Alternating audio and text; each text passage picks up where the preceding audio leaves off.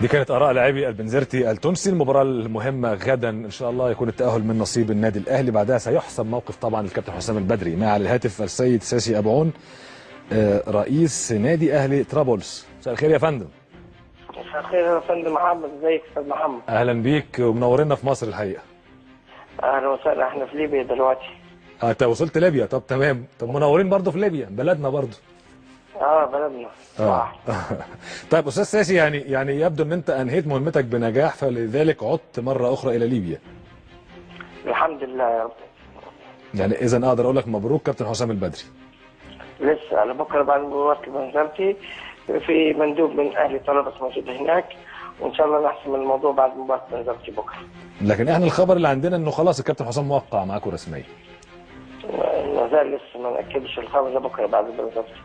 بس انت يعني صوتك وهدوءك وحاطين في بطنكم بطيخه صيفي بيقول لي ان انتوا خلاص يعني الموضوع شبه مؤكد بالنسبه لكم، او في قبول شديد من الكابتن حسام.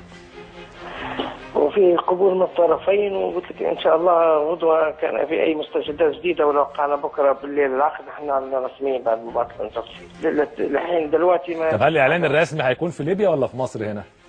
لا، في مصر موجود مندوب هناك.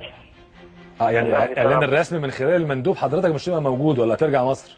لا مش نرجع مصر، عندي شويه اجتماع بكره مجلس الاداره، ما نقدرش نرجع لمصر. انت عايز تعتمد العقد بقى في مجلس الاداره قبل الاعلان يمكن.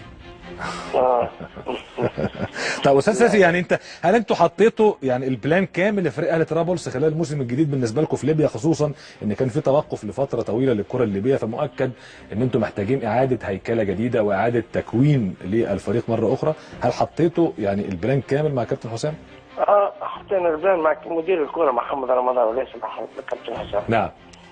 ضعنا البلان كله مع مدير الكوره والمعسكرات والمباريات الوديه وعندنا ان شاء الله 20/6 دوري من تحديد من بيشارك في البطولات الافريقيه، دوري قصير ممكن فتره شهر ونص لحد من بيشارك افريقيا في موسم 2012-2013.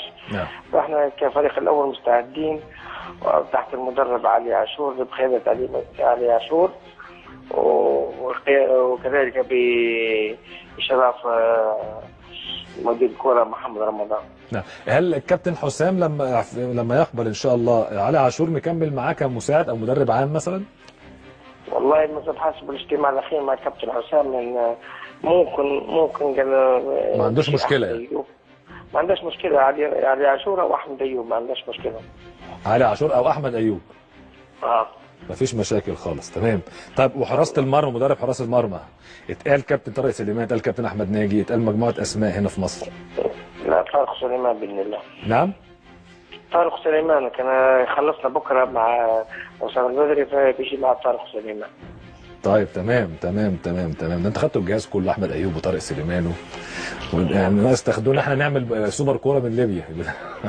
اتفضلوا حبيبي. اشكرك استاذ ساسي. يعني قول دلوقتي تردد كلام ايضا في مصر ان انتوا خلصتوا عمر جمال، ده خلاص اعتقد انتوا اتفقتوا خلاص. خلصنا عمر جمال ووقعنا معنا موسم واحد. وان شريف عبد الفضيل ايضا في الطريق. نعم. شريف عبد الفضيل مدافع الاهلي ايضا في الطريق، قعدوا بينتهي مع ناديه. لا الحقيقه والله ما في تفاوض مع اي لاعب مصري اخر، ولا احمد خيري ولا اي حد، ولا احمد خيري لا من قريب ولا من بعيد، كل اشاعات مفيش حاجه. فقط عمر جمال. عمر جمال والحمد لله فقط. طب هل في برضه يعني فكر في انك تستقدموا لاعبين اخرين ولا هتكتفوا من مصر بعمر جمال؟ لا بمصر عمر جمال، لان ما يجيش بيجيب 3 أو 4 من مصر، وربما يكون فريق منتخب مصر عنده مباراه فالفريق بيخلي الفراغ طبعا. مظبوط، ما بيأثر على مباراه الفريق المحليه او الخارجيه. بيأثر. لكن انت عندكم يعني كم لاعب يحق للنادي قيده من المحترفين خارج ليبيا؟ والله قبل 5 دلوقتي اللوائح تحت التشييد، لكن حسب ما 5 معلوماتي مريت 5. يعني عمر ممكن تجيبوا 4 افارقه من دول اخرى. مفارقه. هل اتفقت مع ال4 دول او مع يعني ابرام؟ لا ما لقيش اتفق الا بكره، كان استلم تمينا بتوقيع حسام البدري، فله الحريه اختيار المدير الفني. استاذ ساسي أبعون، انا بشكرك شكرا جزيلا على كل اللي قلته. وطبعا هو الراجل قال لك لسه مفيش حاجه حسمت، لكن حسام البدري بكره هيقرر اللاعبين الجدد واحمد ايوب وطارق سليمان. لكن